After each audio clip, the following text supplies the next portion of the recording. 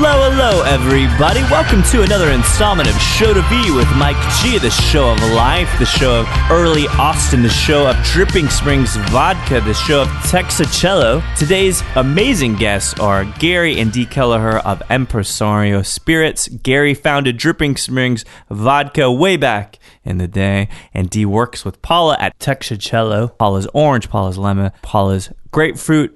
And today we're here talking to this couple who has been together over 40 years. We talk about the early days of Austin, but I get to try the new Martine liqueur from Gary. It is a honeysuckle liqueur that is enlivened with honey, certain spices and herbs. Just taste fresh and taste of nature, especially apropos as fall is upon us. So without further ado, I hope you guys enjoyed this chat with Gary and Dee Kelleher.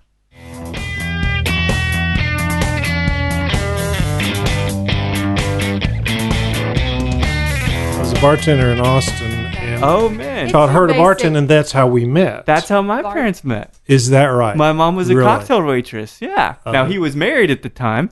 Different story, right? I was married at the time. Really? Yeah. True story. Oh, that's amazing. That's true. But is it something, Dee, is it something about a guy with power and a shaker? Is there something attractive about that? It's a good story. Say it or not. I don't know. I don't know. I think I married the most interesting guy in the little suburb where I was. Yeah. I didn't somehow have the imagination to figure out how to get out of there. Yeah. And that really wasn't what I'd hoped it would be. And then I met kind of a more interesting guy. Who was it, that would be me. Oh, yeah. okay. I thought it was another guy, a pilot or something came into the part. Yeah. Well, so how were you? You guys weren't. Now, you weren't like reporting to him. You're just working alongside each other, right? There was probably some stuff that HR, if their place had HR, might have There was a frowned at. There was a little period of overlap, probably. Really? Yeah, because I was teaching you to bartend, and then after we, worked a shift together, it's like, hey, do you like to listen to blues? It's like, yeah, I like to listen to blues. Oh, amazing. Well, there's this place called Anti. Well, I've already been there. So anyway, so we went out, and within about 15 minutes we were living together, and within about 35 minutes we were married. That's amazing. And it's still going on. Mm-hmm. So it's been pretty much fun. That's cool. Booze rips people apart a lot of the time. Booze does. Yeah, wouldn't you say it has some history of doing that, no question. Absolutely, right? Whether yeah, it's self-deprecation as an artist, yeah, or whether it's just philandering. This stuff kind of happens. Right. It sounds like you guys have accomplished a lot of creative stuff. You have a family. You have these amazing family of products. Mm-hmm. Has booze ever gotten in the way? Does that make it ever more difficult being in a relationship? Both being in that industry? I think we're mindful. Yeah. I had good examples in my family growing up of how not to drink. Yeah. And Gary grew up, I remember I was a little bit astounded that his family had rules about drinking. It's like you drink before dinner, maybe wine with dinner, no drinking after. Really? Whereas it was kind of, a little bit 24/7 in my family. What kind of, same with my grandparents. My mom kind of stopped drinking after she had me, seeing what her future might look like. Scotch at 70 and stuff, What's the background? Are they German, Italian? A good drinking culture? Or? Well, actually, my dad was German English, and my mom's family's Irish, and that was good drinking. Good drinking. The drinking that I saw there was it was lovely cocktail hour. Yeah. So it was good, but I think another thing that informed us was that when we met, we got married in 1976. Drinking actually wasn't that cool. Really? No, what was cool? I mean, because stuff changes. Right? Yeah, other things, Blues, obviously, right? Yeah, Blues. drugs. Oh, yeah. I mean, yeah. and so It's Easy Rider days. I mean, that's like, yeah. And so we were working in a bar, and it was, I think a fairly nice bar, but we saw a lot of tedious behavior. Yeah. When you're bartending, you love your customers, sort of mainly, and you take care of them, but I didn't want to be them. Yeah. And so I think it was a combination of, it was the 70s, it wasn't that cool to drink. I think that's a really interesting thing. I my hollow knowledge of the 70s, because I wasn't around, right? Like, I always thought that... It's kind of a fun time. I hear it was Not good. Gonna lie. Well, it was. There's a lot It was of a film fun movements and a lot of great music. Zeppelin owned the 70s. A lot of stuff happening. I'm envious of that respect. The Beatles had broken up, so all right, at least I missed that part of it. But I always thought drinking was cool. Not because I wanted to romanticize it, but that's not really how it was. And that actually... Yeah. Would you not say that was maybe a dark time for cocktails, just in general? Well, what's wrong with the Colorado Bulldog, the Harvey Wallbanger, and that 1 million... And the strawberry daiquiri. Yeah, frozen strawberry daiquiris. So, I mean, it was where I came in. Yeah. Right, it's where you walked in. So there's some nostalgia there always, right? It's like the first album you ever buy, even if it's bad. Right, even if it's bad. Yeah. And you grow from there. Yeah. Right. Dude, your taste elevates, right? Yeah, amazing. Yeah. I mean, it's a really interesting time. And speaking with plenty of people around this industry, and we always talk about, when we talk about the chronology, like pre-prohibition, post-prohibition. Right. Yeah. So we didn't know from, actually Gary went to bartender school. Oh, really? I went to the first bartender school in Texas during the first session, at exactly the point that liquor by the drink had passed in Texas. There wasn't liquor by the drink. Wait, what was there before it? Private clubs. Private clubs, like they only did in Dallas. Liquor lockers, those kinds of things. Historically, that's what there were. So there was no liquor by the drink. Yeah. So the TABC code changed in 1972. There was liquor by the drink. Bartending school opened. Of course, I had been bartending sort of my whole life up to that point. Yeah. A different story. But anyway. The book comes out next summer. Yeah, right. Wait for it. Yeah. So went to the first session of the first bartending school. Yeah. Turned 21, moved to Austin, got a bartending job.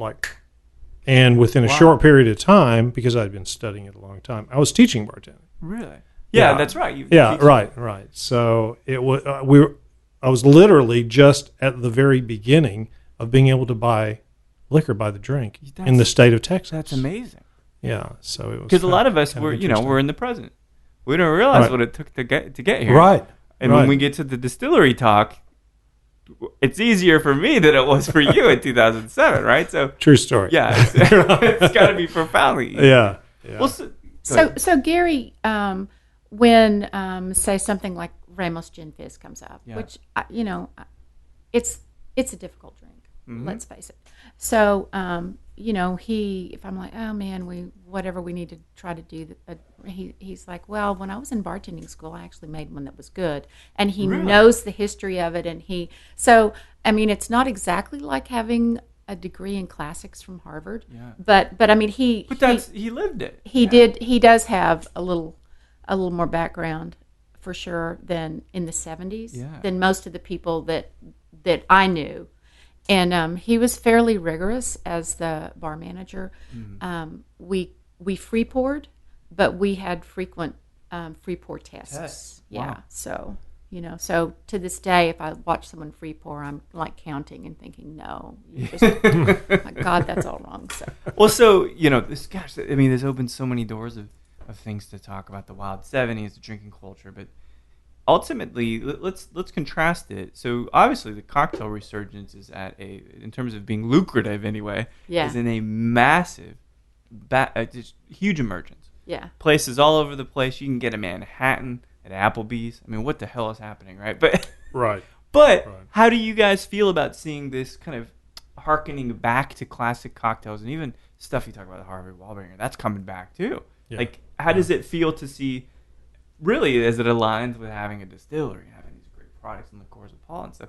How do you feel about that culture just rising and kind of really, really growing in the United States? I think it's great. I think it's fabulous. I'm so excited by it. When I say that I was a bartender a long time before I was a bartender, I actually was. Yeah. This was in our household, which was different. There was cocktail hour, and I was the one making the cocktails. Yeah. As a kid, sure. Right? And my family would have parties, and I was the one bartending when I was 11. They thought it was cute. They thought it was cute. It doesn't bruise my martini. Keep going, Gary. Right. I grew up studying bar books as a kid. When I was 7. Yeah, his dad had this great collection. My father had an incredible collection of liquor. He was also a wine collector. And he had some of the early cocktail books, too. And some fabulous early cocktail books. And, this was sort of something that I grew up being fascinated by. Wow. And actually on the, not quite the distilling side, but, I made my first batch of hard apple cider when I was 7, true story. Yeah. And it's like I was just so fascinated by it. That's incredible. Yeah, and I just You're sort a of savant, continued Gary. to want to do that. His liver, I think, is fine. I mean, Yeah, you look healthy. You're not yellow at all. From the age. Gee, thanks. I mean, that really gives me pause. From the age of 7. Yeah, that's incredible. But because when was the first time you can remember tasting alcohol? Which that's a whole different experience than finding it interesting. Well, I can remember having a taste of wine when I was 5. Yeah. And I can remember having a beer when I was 7. And so was that? I could see your parents giving you a taste of wine. But no one gave you a beer, and Gary took the beer was at a party, and it was a hot Lone Star. It was not a good experience. Right. Oh, I chugged my dad's beer. I think when I was around that same time, and then I passed out. Right. Isn't that cute? He's asleep. Well, I recall somehow, even though I was passed out drunk as a kid, right, 7 years old. Yeah. My dad getting braided by my mom. Like, what the hell were you doing? Where did you leave that beer out? It's so great. She knew. She knew. She totally knew. Yeah. Well, so as you're kind of you guys meet and you get married shortly thereafter, do you both maintain kind of careers in the food and the beverage industry at that point? Always. Actually, yeah, we've always been in food and beverage. It's actually pretty much all I've ever done. Yeah. I stayed home with kids for 10 years. Yeah. And then I actually had a little bit. I went to work at a call center that was very near my house. Oh, really? So they let me work about 20 hours a week and employed about 200 people. So that's my experience with working for a big company. Yeah. And what'd you think? Well, they were really good to me. They let me kind of create projects and write a few job descriptions, and so they really gave me a lot of scope. It was really good for someone coming back into the job field, but it was it was really interesting to see in a corporate world. There was a nice contrast, right? Yeah, there was a person who never did any work, but somehow always got, and moved then, up the ladder. Yeah, and then the whole thing. It's like it doesn't matter what our department does as long as we can throw another department under the bus. It was, it was really very interesting. Valuable corporate lessons. It was really interesting. Right. Yeah, into entrepreneurialism. Well, I think it helped me understand the way the world works. Yeah, because in restaurants.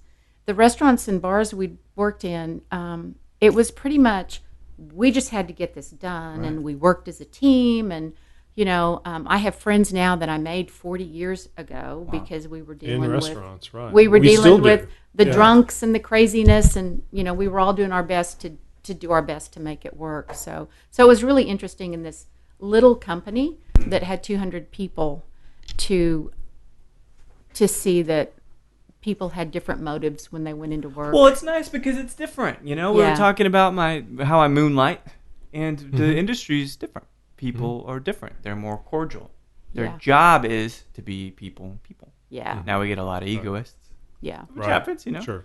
I mean, you're the most humble guy that's probably one of the most educated in cocktail knowledge, Gary, and you're just a dude. Oh, you're not, shucks. Well, no, but that's the thing. Sometimes like this new wave of people, it's different. Yeah. I think it's different. Well, I think that in the mixology world right now, there's a real moment, and it is a real opportunity for a lot of people to build reputations and be superstars. Mm-hmm. And I mean, so that opportunity is there. So those people might be in the industry anyway, right. But it's a chance for them maybe to express themselves in a way that they wouldn't otherwise have a chance to. Yeah. So when going kind of along this journey, you've been in Austin all this time, it sounds like. What are some of the places, Gary, that you worked at? Perhaps that we might have heard of or have died years ago? Well, most of them are gone. It's been such a long time. Now, where we met was a restaurant called Lock, Stock, and Barrel. Okay. Lock, Stock, and Barrel was on Anderson Lane. It's now Cover 3, right? Oh, no kidding, right there. Okay. Yeah. So that was the farthest north point of Austin at that time. That was shocking to be over here right now, isn't it? Exactly. Yeah, that was it. That was the end of civilization as we knew it.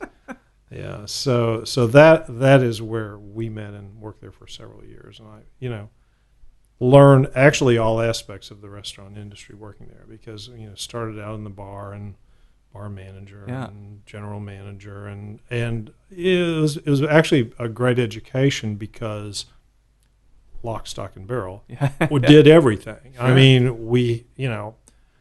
I booked bands, did catering, did lunch and dinner, did 2 full bars. I mean, it was a full sort of scale operation. Yeah. How long were you there overall? 5 years. 5 years. Wow. Yeah, so I learned a lot about the restaurant industry there, and after that, Dee went to work at Mike and Charlie's, right? Mike and Charlie's. What kind of spot was that? Well, when you talk about Mike and Charlie's was on 34th Street, and it was a great place, and there's that place had a lot of legs. So Mike Young was the Mike of Mike and Charlie's, and he started, the first place I ever had pate and I liked it was an Italian place he did later called Gianni's.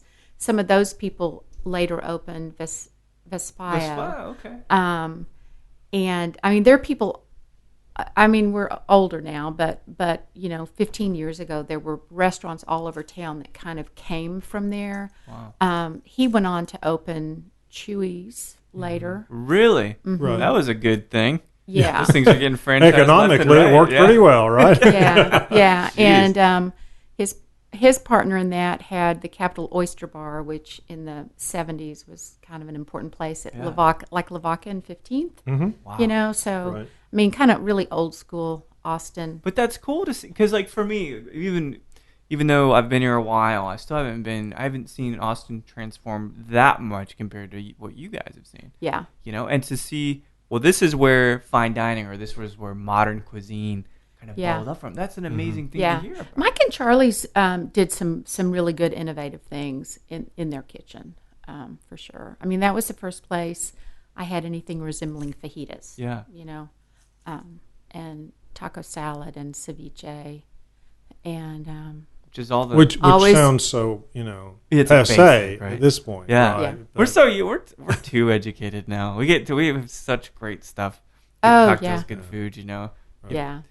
It's incredible. So the food scene then also, in addition to the cocktail scene, do you even recognize it anymore?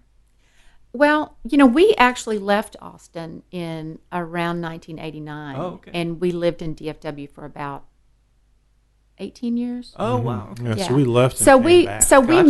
we missed a couple of generations, of what restaurants. What took you to DFW or back to DFW? Well, we decided to have a family. I see. And Austin was the retirement community for young adults, and we thought maybe we should go ahead and go be actual adults for. It was a kind of a remove ourselves from one situation for a little while. And, that makes sense. Yeah, and also be near extended family because we planned to my family was there. Planned to have kids. Yeah, and, my sisters and I were having babies. Yeah, they were there. They were all there. Yeah. So it's like cousins. It's nice to keep it a community. We should go. Yeah. We should go be part of that. So for a 18 while. years. Wow, it's a long time. Still in the industry there, Gary? Yep. Yep. Absolutely. Yeah. And that's, gosh, DFW is profoundly different now too, I imagine. Oh, Fort yeah. Worth especially, right? Yeah. Yeah. It's profoundly different. So what then brought you, you said this nice 18-year stint.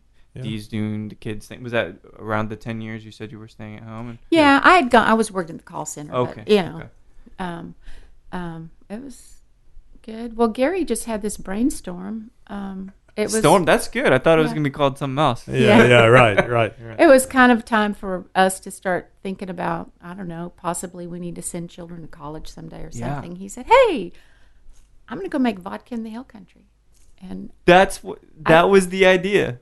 That was it. I thought That that was was it. like, Simple enough, I guess, right? It was like, okay, well, we're about to have kids go to college. Let's just cash in everything and leave and go start a business. That's like, amazing. But why? yeah. And Dee was like, really? but only for a little bit. And then she was like, oh, okay. I All come right, around. Because, Fine. we've always been, well, this sounds like an adventure. Let's go do that. Yeah. Okay, let's go do that. Yeah. Did you guys travel around a lot? Maybe either post-kids, pre-kids? Not, We we had a few trips to. we've had some Europe. European trips and around. Well, you guys seem like but we've cool- always been in Texas. Yeah. Either here or there. But The hill country, though, I mean, it's beautiful. Okay, Right. so this is what we know about the hill country. right, It's right, beautiful, Right. pretty secluded. Yep. It smells pretty good. Yeah. Typically. Yeah. Good air. So why Good the hill- water. Good water. Oh, good point. Good water. Right. Were those the kind of attributes that you said? Yeah, This yeah. is why the hill country Yeah, works? absolutely. Yeah, I mean, and Well, we always wanted to come back to Austin. no, the feeling Yeah. always We'd always planned was. to. Yeah, the feeling always was, okay, we're going to go back to the frozen north, Yeah. and have children and We didn't actually plan it. well, but it it sort sorta of happened. But anyway, we did it. You guys so- said that in unison, mind you. That was- yeah. So, 40 but the years plan was later. always, Austin's really home. We need to go back to Austin Yeah. as soon as we can go back to Austin. So, the kids were sort of getting, No, there was teenage- no rhyme or reason to it. No, Gary no. just was like, They weren't, What was children anymore. Right. I mean, Yeah. there were bigger. teenagers. So it's not too like- bad to pull them out of school if you have to or whatnot. Yeah. Yeah. So it's like, we just need to go do this. We But- need to get back to Austin. This is a great way. We'll just start this business. Right. What was the- There's only one Texas vodka right this minute. Right. So. It's at the moment because we're talking. This is roughly 2006, 2007. Yeah, 2005. 2005, we decided, let's go do this. But I wonder. I still that moment where you think about that. You guys asked me this before the mics were on. Like, well, why booze? How'd you get into it? Like, good question. And you think about the moment. It's like, well, either I drank too much, or like, it'd be good. It'd be really cool. Right. But like for you, how did you wake up from a dream? Did you have a cocktail with somebody? Why vodka? Well, the thing is that I had actually been. Nobody else is going to hear this, right? I had been illegally distilling in my garage for Statute of limitations. You're fine. Yeah. For a very long time. Oh, no kidding. Yeah, for a very long time. So, I thought, I really want to make spirits. I've always wanted to make spirits. What were you making for a wash? Were you using sugar, corn? What kind of stuff? Wheat, barley, rye, corn. Wow. I sort of tried everything. Yeah. We really. had I had these serious bugs in the kitchen, and I'm like, why do I have stuff in my the sugar, flour? yeah. Why do I? I'm like, and Gary's like, No, I went out there and it's like, oh, they're weevils in the grain. Oh, gotcha. Okay. Right. Well, that's a pretty good way to cut your teeth on it. Working with multiple grains. Yes. Was it? Yeah. What interests you? It takes a real special kind of guy to want to understand fermentation and to understand distillation and the various types of fermentation. Right. What right. was it? Something about the scientific process? Was it the food element to it? What exactly draws you? It was all of the above. I mean, I've always been fascinated, with it since that first batch of hard cider. Yeah. you better go back to your Aunt Catherine. Well, yeah. If you go all the way back to my Aunt Catherine, so this was actually my His great aunt. Actually, my great aunt Yeah. Catherine. So, Catherine was an immigrant, came from Russia. Okay. And her family made vodka for the Tsar of Russia before the Russian Revolution. Oh, True story. Wow. True story. And she told me all these stories of, and we made the vodka, and it was fabulous, and it was this, and it was that, as you know, very young child, right? And I was just so blown away by it. And I thought, one day I've got to do that. It's in your blood. That is the coolest thing. One day I've got to do that. Wow. And, it took a few decades to get there. But, sure, of course. But eventually, what happened was, this is what spurred it. I don't even know if we've talked about this. Your Aunt Mary, came in and brought a bottle of Tito's vodka. I think she gave you that for Christmas. Oh, she gave it to me for Christmas. Yeah. And it's like, somebody's making spirits in Texas. Yeah. So it can be done. This is very early. Oh, right? of course, it can be done. So, it got the wheels turning, and, Yeah, it wasn't. It was like about a year after that. But that's what it takes, right? That one meal, that one record, that one person. Right. To say, like, okay, now I've got a mile mark. Now I've got there's somebody who's doing it. It can be done. Yeah. It can be viable. done. Texas vodka is not an oxymoron. Yeah. So... Wow. So I'd been playing with it in the garage and playing with it, and, I had all these different batches and doing these different blends, and, I said, we just need to do this. Let's just, cash out 401k, just go do it. All in. Yeah, of course. And we did. It took a lot longer than anticipated. Sure. How long did you think it was going to take going into it? I thought, I'd been playing with it for so long, I thought, I will have this thing to market in 6 months. Oh, yeah, I was dreaming. Yeah, that's great. I was dreaming, right? So, and he wanted to set up to distill in Austin. I wanted to distill in Austin. I don't know, I don't know where your distillery is. We're on South Austin. Yeah. Okay. Actually, in Travis County. Yeah. All right. Yeah. Well, it's not an easy proposition. No. In Travis County, it's not an easy proposition. He had the space leased and built out, and he could never get permitted. So that really slowed it down. Yeah. But we love Austin because it's it's home, right? Yeah. Yeah. And because I think that Austin is awesome because it's difficult to do a lot of things. Mm-hmm. Which protects it. We're not going to tear that down. We're not going to do this. Yeah, absolutely. Which is great. That's the problem with it. And that's the good thing about it and the bad thing. So depending on what side you're on, you like it. That's a great point. But if you're trying to open up a distillery and they're like, okay. What did you have in that spot? Did you have the stills already in there, your tanks and everything? I had everything in the spot. The space was actually by Independence Brewery. Yeah. Oh yeah. Right. Okay. So it was right there, and I couldn't get it done. I couldn't get it done. So okay, well, and now you need to build these chambers around each of your stills, and then you need to do this, and then just fire stuff, that. right? Yeah. But it just went on and on and on and on. Right. So after a while, I always thought the hill country's it. Sure. I always thought the hill country's it. So after a while, it's just like made sense. Dripping Springs. Yeah. Okay. Let's How were go they there. with it? Fantastic. The county was it was totally unbelievable. I went to the and they're still pretty friendly. Oh no, county, they're fantastic. So I went to the county commissioner, and I said, here's what I want to do. Tell me what the hoops are that I have to jump through. What things do I have to do in order to do this? And the guy said, well, bring me a bottle after you're finished making. And I said, done. Easiest deal of the century, yeah. Right. So we moved into the space and got it up and cranking. But it took 2 years. 2 years. So 2005, you come back. You got everything set up in the spot that can't get licensed because Travis County. But even though Travis County's lovely. Yes, absolutely we love it. Lovely, we love it. Yeah. Of course. But we live here. Yeah, there you go. See, exactly. We're It's in home. Travis County It's right home. now. Even if it seems like Williamson, it's Travis. Yeah, I know. Yeah. But so this 2-year process, this dream is just, it's kind of slipping, but then it's kind of revitalizing.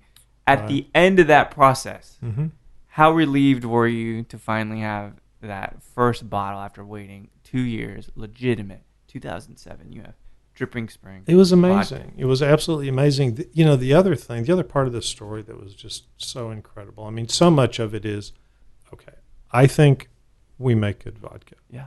But there's so much luck involved in the success of anything, Sure. of any business. So we went in to talk to our distributor, our NDC, and we talked with the person. The first guy we met with was a guy named Jay Johnson, and he said, okay, well, this is really interesting. I think you might have something here. So I want you to go over and down the hall and talk to this guy named Bud Luckett. And so we went in and talked to Bud. This is my brother and I, because it's a little family business. Yeah, okay. My younger brother and I and my older brother put in some money. Parents put in a little bit of money, just a family deal. So, but my younger brother and I, Kevin, we were the ones who were the operators, right? And he didn't know the industry at all. So you did, because you'd been. No, there. I did, but he didn't. He didn't come from restaurants. He didn't come from restaurants at all. But he thought, well, this is kind of interesting. So he came in with me, and so we met this guy named Bud Luckett. He was at Republic National Distributing. Went down the hall, sat and talked to him, and he said, well, this is interesting. I think that the first thing you ought to do is we need to set you up an appointment with David Jabor, who has To&n Liquors, because he's going to be one of your, somebody who you're going to need to know. Sure. I said, okay, Bud, that's great. Thank you. So we later found out. So he got us an appointment with Dave, and who was great. And David actually named the vodka. Oh, really? Yes. So what did you bring into Republic? What we brought into him, this is actually a fairly harebrained idea. We went in, and the name of the company that we formed in 2005 was San Luis Spirits. Right. And so we thought there's a lot of lore around San Luis, Sure. St. Louis, the patron saint of distillers, et cetera, et cetera. No, true. Yeah. True story. And actually, Gary's younger brother had been living in... And he had been living in San Luis Obispo. Oh, all right. So we thought, okay, well, just we'll sort of have fit. a saint on our side. Yeah. Can't hurt you any. No. Right? Well, not in Texas anyway. Right, yeah.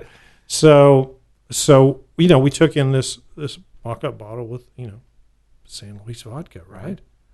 And he looked at it and he said, well, that's kind of dumb. That sounds like a tequila. Oh, good point. And it's like, thank you, Dave. Oh, okay. Yeah, Dave, you're right. I said, well, where do you make it? So we make in Dripping Springs. Why don't you call it Dripping Springs Vodka? It was sort of like, duh. Right. So no kickbacks, so no licensing. No, none of that. It's like that first one's free, Gary. The first one's free, right? Yeah. So we named it Dripping Springs Vodka. He gave it the name, and we later found out that Bud Luckett was the guy who turned down Tito. Oh, really? Right. Because that's with Glazers still, aren't they? Yeah, with Glazier. So Tito was just starting. dedicated to the success of Dripping Springs. Right. Yeah, and so Tito was just starting to take off and do really well. So, no one in his company would let him live it down, right? So it's like, oh, okay, well, we need ours. It's the Stones Beatles thing. I know. Yeah. Exactly. It is. I don't know which one you are. Which one would you be? The Stones or the Beatles? Stones. Good. Anyway, so that was some luck. Yeah. I mean, it was nothing but luck. That's amazing. Well, really. A thing that about the Dripping Springs name that was lucky that we didn't know going in, but I was so surprised when we were doing events early on, is that so many people in Texas knew Dripping Springs. Mm-hmm. They'd been to a Willie's picnic there, or they used to drive through it all the time on their way to Fredericksburg, or they had an aunt there, it was really so remarkable at the beginning. We did the Texas Restaurant Association annual food show, the Texas Package Store Association, and so this was early before people had heard of it. And I swear 7 out of 10 people would say, "Oh my God, Dripping Springs," and they had some connection, that. And of course, Dripping Springs has got a lot more population now. It was teensy. It was teensy. But that was a real piece of luck. Yeah. That like, here was 1,400 people. How can everybody know where this place is? This doesn't matter. Or somehow feel have a relative to it. It's just it was a very, very it odd was, thing. But there was some sort of resonance in the cosmos. And I think that was really fortunate for us. And that just where did that come it's like from? an amazing series of fortuitous events. It was. I love how that's how life is. Yeah. You meet someone at some point, you talk to somebody randomly, and then you marry them. It's like, right. stuff like that. And it's lovely because it shapes your life. Yeah. And so now we're talking, man, we're 8-9 years in operation now. Mm-hmm. You've got Dripping Springs vodka. How many flavors Dripping Springs? One flavor. We have the orange. Orange, right? Yeah. Yeah, we just have the orange. And then you have the Dripping Made with Springs. real orange with peels. Okay. Which I imagine there's some shared knowledge there coming into the Paula's thing here in a second. But yeah, so the orange, and then you have the Dripping Springs gin. But there's another gin coming out? There's another gin, which is Dripping Springs traditional gin, which is more of a London dry. At 47. Yeah, right? higher proof. Yep. Like Tanqueray. Right. We get that. Yeah. Yeah, exactly. Exactly. Yeah. We had there's actually another vodka in the line. The 1876. 1876. Yeah. What was the thinking there in having the flagship product and then the second version of it, iteration? Yeah, the thought was really to have, it's like, what do you need another vodka for, right? Right. So there was so much interest coming to us about having a vodka that was well priced, that they could afford to put in their well, but still be a Texas brand, right? Because there were none at that time that were within a price range that was what a lot of commercial folks wanted to pay. Yeah, absolutely. So we came out with that one. And the interesting thing about that particular product is that the difference is just the water. It's the water process. Really? That's it. The distillation process is the same, but because the spring water that we use for Dripping Springs has a much different profile because it's mineral rich. Yeah, right. You can feel the minerals in the. So whereas the water that we're using for 1876 is reverse osmosis. It's RO. It's a little bit thinner. It's thinner, so it has a cleaner sort of a profile and is less expensive to make because it's not using, the hill country artesian water. So we could sell it for less money and have a very similar profile, but cleaner and more of a mixable kind of that makes sense. Kind of a product. I think it's a different vodka. It's a different vodka. I think Dripping same proof. I Same think proof. Dripping Springs has a lot more recognizable character because of the water. A lot of dynamic to it. Yeah. You just really feel the softness of the minerals. And 1876 is more like, is it like Sky vodka? It's one of those. I wouldn't say that. Sorry. How about crisp and light? Yes, more crisp, more light, definitely. Instead of, I get that. I definitely get that. I mean, water is a massive component of tequila. Well, good tequila. Yeah. Bourbon, absolutely bourbon, Yeah. And so at this point, then, obviously you're learning a lot along this process. It's like, this is what not to do, or this is what you can't do. Mm-hmm. Here's some luck, so here's some lessons learned. Right. When did you get involved with Paula's Texacello? Texacello. Yeah. So we have been friends with Paula Angerstein, who founded Paula's. And she actually came to market just a little bit before Gary did.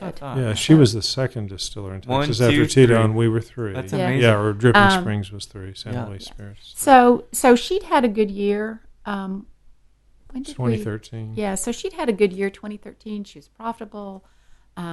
Things were tick-tocking along for her. But she never actually was crazy about the business. Yeah. I mean, a lot of it she loved, the creative part. Of course. But just a lot of the nuts and bolts of it she wasn't crazy about. And so she called Gary and said, I think I really think I want to sell it. And I think this is a good time to, because I'm profitable. And Gary, in the meantime, had some products he'd been working on that weren't really going to be a good fit for Dripping Springs, probably. Okay. Yeah. And so we talked about it, and we thought, well, heck, we'll buy it. And Paula is still a part of the business. Yeah. She does kind of what she wants to. It's more creative capacity. Yeah. And Gary thought this would be a good venue for launching products that weren't going to be Dripping Springs products. So at this different point, genre, right? Mm-hmm, yeah, absolutely. So at this point, Dripping Springs hadn't launched the gin yet. That was kind of on the table, that was going to happen there. But so we went ahead and bought it, and it's a sweet brand, well, almost literally. Yeah. You got Literally. the dry, Literally. boozy. Yeah. With the gins and the vodka. Yeah, we're And you working got- with sugar now. Yeah. Yeah. That's that's an amazing thing. Yeah. So now, you've got your hand in two really impressive pies. So you have, at that point, just the Paula's Orange, right?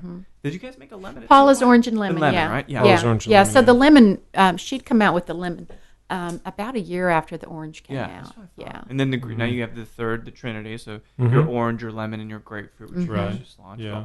Probably all Texas grapefruits and all Yep. that. And Right. that kind of gives it the appeal and it gives it that color, that amazing pinkish hue.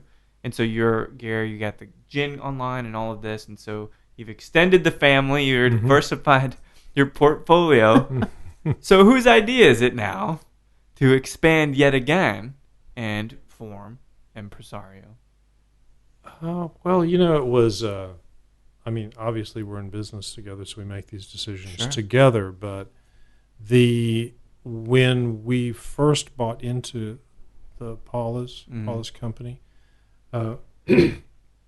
we, our thought was, okay, this is a great platform for creative, for coming out with new products. Sure. The Martine and many future products yet to come. Yeah, which I've been sipping this Martine, and I want to talk about it. We'll talk Okay, about this no, that's later fine. for sure. Yeah. Anyway, but we didn't have a sales force. I mean, it was just us, right? Paula's was a really tiny brand. Yeah, tiny brand. We had, anyway. it was the two of us and one employee, Yeah. Chris Roberts, who has been with her since 2006, Wow. and he's made it, and he's peeled every piece of fruit. I mean, the guy's amazing, Yeah. and he's a classically trained chef, and he's just so committed to it. So, but it was just us. It was just the three of us. So we thought, we know that if you're going to grow something, you got to have some sales force out there. So Pepe Z of Z Tequila was also an old friend of ours. No kidding. And before you guys went to Fort Worth or after? No, after. Okay, After we came back. Once we came back. Yeah, We're once in the we spirits came industry. back, 'Cause I don't think he was here then. He wasn't in Austin He until came the in late 90s. He or came the in. 90s. No, not until after we came back. Yeah. Right. So he was a great friend, and we had talked about different ways to try to create products and go into business together. Never quite worked out. So he had a sales force, and so we said, well, how about if we do some sort of a loose agreement where we use your salespeople and share the resources. Share the resources, and if you're going to make margaritas in Texas, you got a good tequila and you got an orange. Total integration. Yeah. So absolutely. So we did that for about a year, and then at the end of that time, the folks on the Z Tequila side said, why don't we put this together and put a ring on it? Yeah, exactly. Make Yeah. this into something. Yeah, I think they really wanted Gary to be the operator. For that's that. great. Yeah, which is a nice thing to be considered for that. Sure. So we put it together and made Impresario. Yeah. That was on Texas Independence Day, 2015. Oh, amazing. Okay, on purpose. Yeah, I bet. Okay. And then 30 days later, we brought on Republic Spirit blends, the non-alcoholic mixers. Yeah. Then 30 days after that, we brought on Republic Tequila, which the founder of that is Tom Knoll, another old friend of ours. Wow. So we thought, okay, well, let's bring all these folks together and keep them all in the company. Sure. And just have a company where we have all of these founders who are representing their brands, but we're sharing resources and we're doing this Some economies of scale. Some economies, but we're kind of making this miniature Texas Spirits house. Yeah. Oh, yeah. Look at one of the Bacardi. only ones I can think of. There's maybe one other now that you know of. Yeah. I mean, we actually were the first one to sort of do all of those things, and within one house to, you distill and you import and you create and you market and you sort of do all of those soup to nuts things. Yeah, do the whole thing. So, and it is a wonderful place for me personally to be from a creative standpoint because, if I have an idea and that idea fits San Luis, I have some place for it Who's to going be to stop placed. you have an outlet? Yeah. And if that idea doesn't fit over here, we have Impresario, and here's a place where that can go. So you're like a record producer. It's all different genres, right? It's like, I got a Tejano band. Yeah, he can do it I all. can put it out in St. Louis. I don't know about that. And you're the COO, is that correct?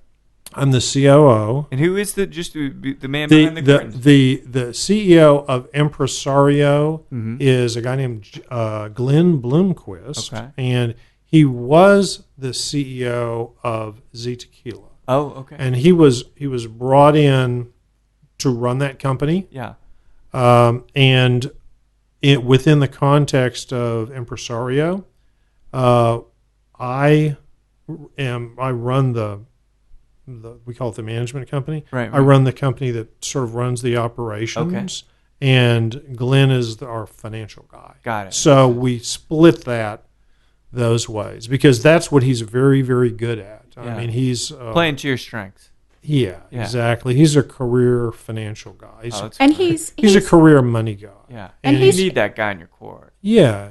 And we additional acquisitions or mergers down the road are always on the table. Sure. And they fit. Yeah, they have to fit perfectly. So I mean, we've had quite a few just over the course of since we've become Impresario. Right. And so Glenn is the first person who kind of vets those, and it's looks at whether it makes sense, whether it's a good fit or not. Yeah, so. he. And so you're talking. So we got Paulus, which we'll cover the Martine. It's so delicious. I can't wait to talk about it. You got orange liqueur. You've got limoncello, if you want, grapefruit liqueur.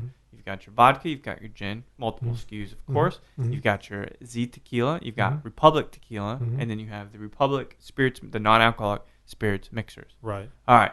So that's a mouthful there. That's it, right? Is that all that's in the portfolio at the moment? Which is a massive amount. That's all that's in the portfolio. But an important thing to point out is that the San Luis company and the Impresario company, they're run separately. Sure. Okay. So my brother Kevin runs San Luis, and I run Impresario. Gotcha. So I mean, of course, at least you know the guy in charge. Yeah, and still have ownership and all that. Yeah. But he's doing the day-to-day. He's running that and doing a great job of it, and I'm having a great time doing the Impresario thing too because it gives me so much. Yeah, it just gives me so much room to do so many things. For sure, it's really fun. And here's a thing that a new thing since we've been since we've had Impresario. We're now in business with people in Mexico. Oh, wow. So, because our distillers for our tequilas are there. Sure. So, I think that's one of the things that I've enjoyed about, ever since we jumped off a cliff together and started dripping Springs Vodka is we're learning new things all the time. That's amazing. And, agave prices are going up. So that's a whole thing to factor into what is going to happen. It's on the risk of being extinct with a single disease. I mean, I know. You've talked to those guys, and they're like, we could spend hours on that. We hope. Well, fingers crossed. Mezcal's going to be facing a crisis. Nobody's planting the stuff. Anyway, lots of stuff. So, but that's an amazing class, an amazing topic to get into. It's a whole different discipline than what you've been doing with St. Louis or with the Texacello. Yeah. One of the fortunate things for us, just and we're talking about luck. There's a woman who works for us as our office manager and our operations manager. Sorry, and she came to work for us doing the books for Texacello. Right. And we knew her from Republic Tequila. She had been, I think, their operations director, maybe. Kendra Lee Hall. Yeah, she came to work for us for Texacello. Yeah. Part-time. She was working for a firm that does that kind of outsource. Sure. She was in our office a few days a week. And as we got down the road, we needed someone to run. We have an importing company. We needed someone to do so many things. And she was already doing our books. And we have fairly complex accounting because we merged all these companies. So Gary was able to persuade her to come to work for us full time. Yeah. And so we have this person who it's good being a friend of you guys, it sounds like.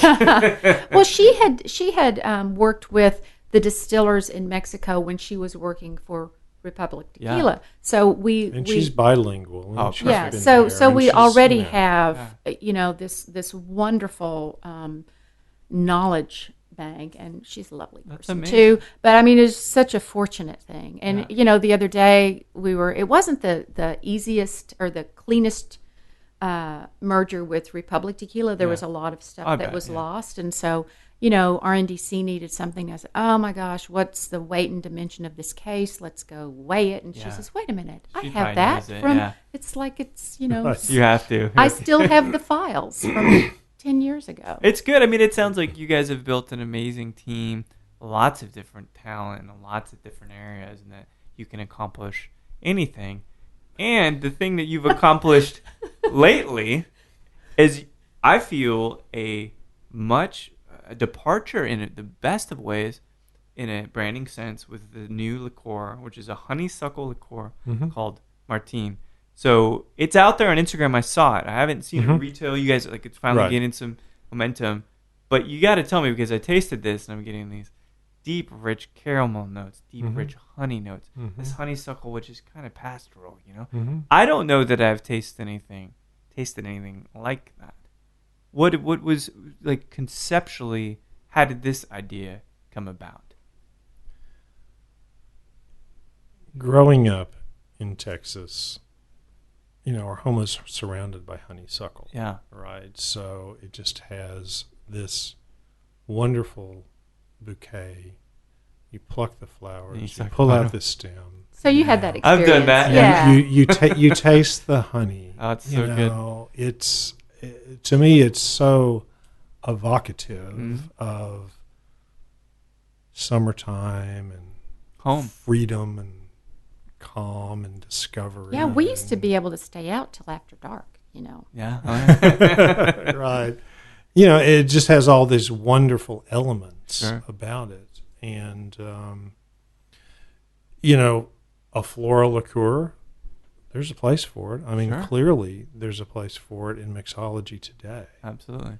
What did we say today? We're in the age of Saint Germain. We're in the age of Saint Germain. Right. I mean, it's just opened up a lot of... It's opened, I mean, they're in the mixology world, everyone is looking for new things, for different things.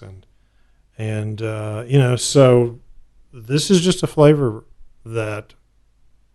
concept that I had from the sweet memories. Yeah. You pulled it from the history book. I pulled it from the history book. And so I started playing with things and worked on the recipe. I actually worked on the recipe for a very long time. Yeah.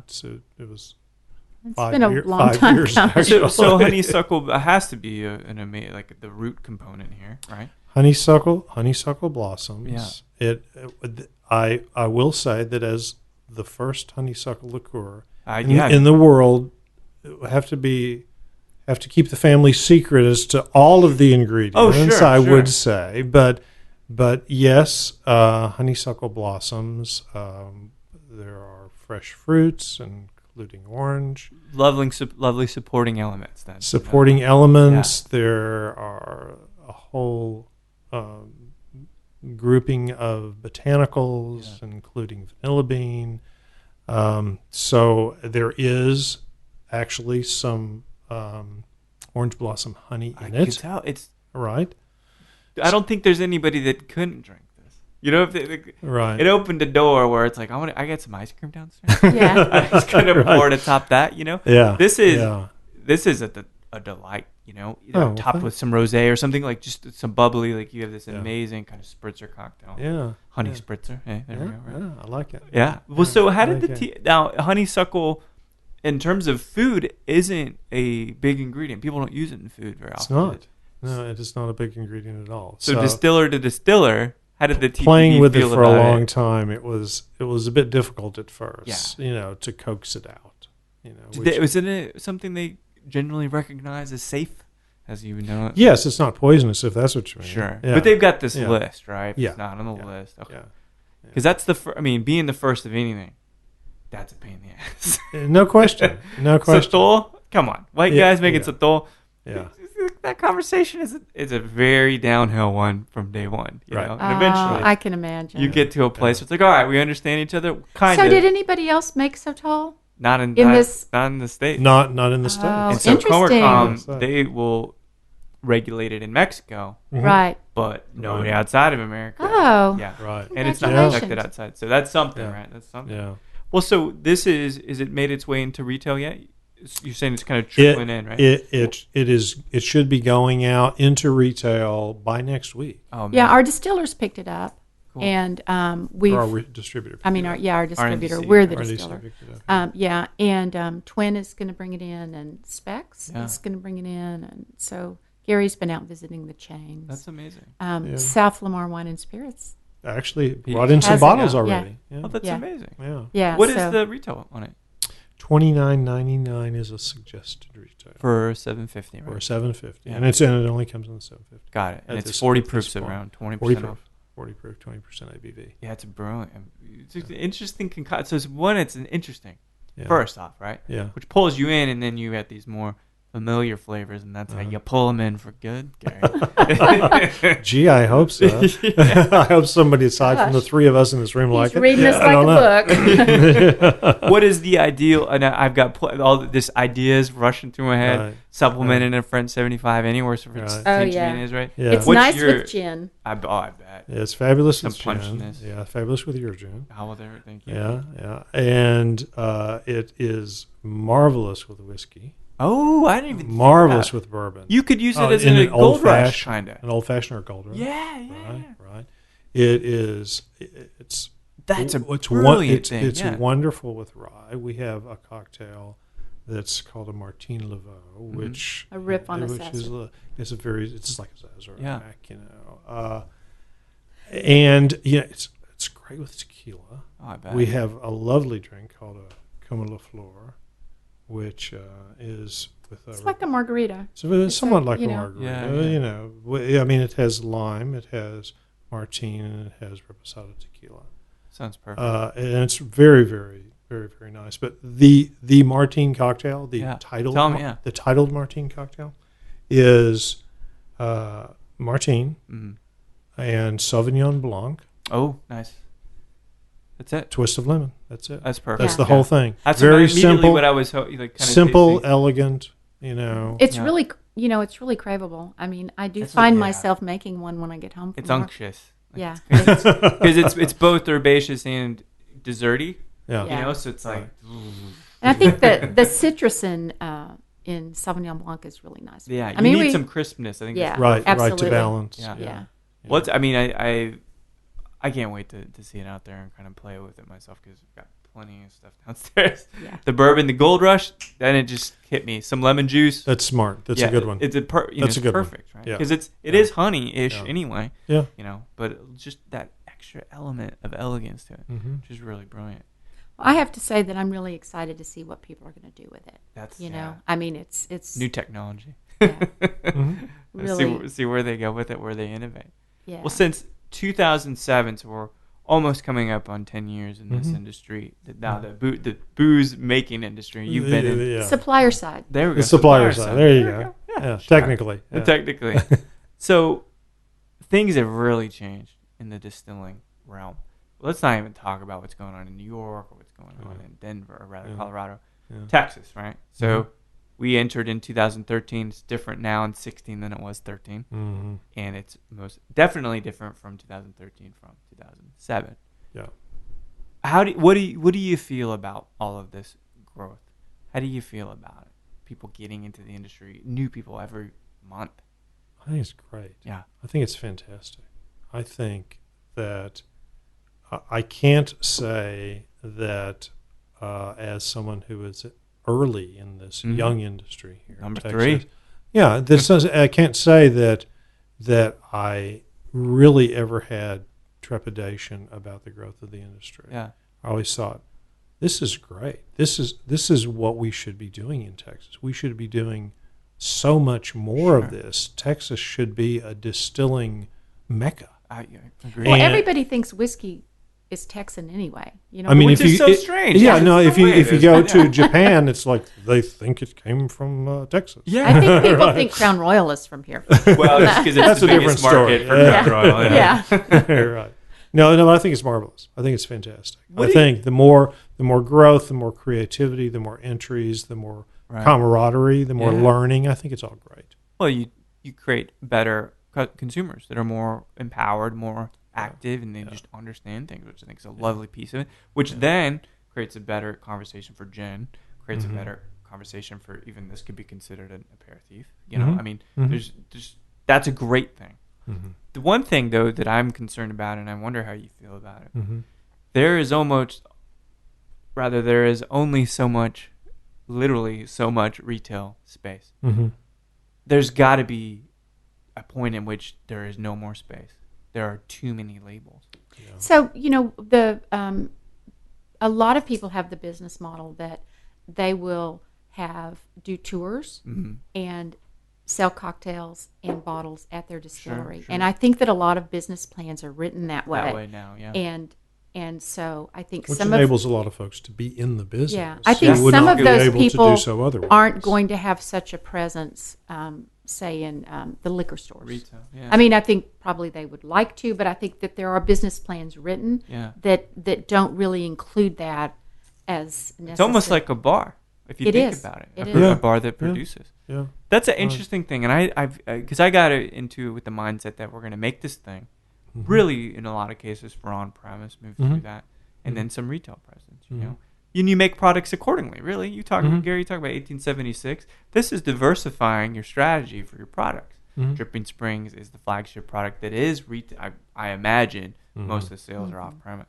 You know, like in retail, or is it mostly on premise? The Dripping Springs? Yeah. Yeah, no, the vast majority is retail. So Yeah, that's what I'm thinking, It's yeah. like 70. Yeah, but 1876, the split. On premise, right? Yeah. Exactly, Yeah, the yeah. split is sort of the other way. So you knew what you were Yeah, doing. It's like right. here's one demographic. People, I can attest to it, having done many tastings and watching people grab handle of handle, Dripping Springs, like that stuff moves out the door. And then 1876, I was just at Snooze this weekend, had a lovely brunch, and 1876 just it decorates the whole back wall. You know, so I can see the strategy is paying off. And this would be the last question for you. I get sometimes, and I haven't met Tito. Been in the same room a couple times with him and stuff. He kind of started this movement in Texas, and even really, if you think about it, probably nationally, with exception of maybe St. George and Hayward and some things, right? But sometimes it sounds like he's a little bit. He wants some credit for it, right? He wants to be the dude known for it, which is not why you do this stuff. But it doesn't sound like that for you. For you, Gary, do you want to make sure your place in the history books of distilling in Texas that you're one of the guys, you're one of the four founders, or does it even matter to you? You know, actually, frankly, it's good marketing, but it's not hugely important to me. Doesn't pay the bills, does it? Well, but not only that, but I like doing what's fun and what's creative. Yeah.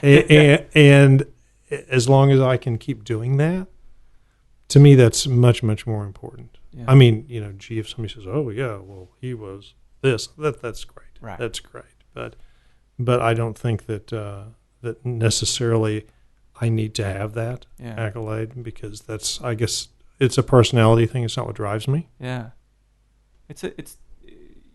You're a well-read guy. You have a lot of experience, and it's really been a pleasure getting to know Dee and Gary, you both, and getting to hear this story. And it's like sometimes when you don't know where a brand comes from, you might buy something else, right?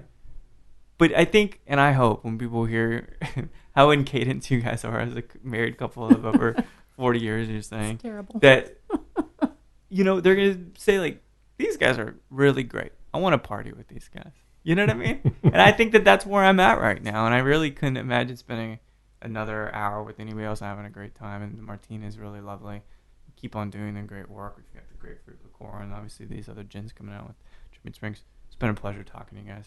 Thank you. Thank It's been you a so pleasure. much. It was a pleasure. Well, there we have it. What do you guys think of Dee and Gary? Are they not the most amazing married couple in the industry? They've been through so much. They've seen Austin transform. And just based on this dream of the hill country and the water, Gary founded Dripping Springs Vodka. He is one of the founders of distilling and craft distilling in Texas. It's blown up 25-fold, 50-fold, and he's been there to see it all go down. So it's amazing to hear the tale of how he's crafted such amazing spirits. Up to this most recent entry, Martine, the honeysuckle liqueur, that is simply delicious. It's perfect with a dry white wine, a little bit of bitters, or even, as we kind of mentioned, it might work with your bourbon. So thank you, Dee and Gary, for spending some time with me. I've learned so much, and it is inspiring to see the love is still ringing on. So thanks, everybody, for listening to Show to V with Mike G.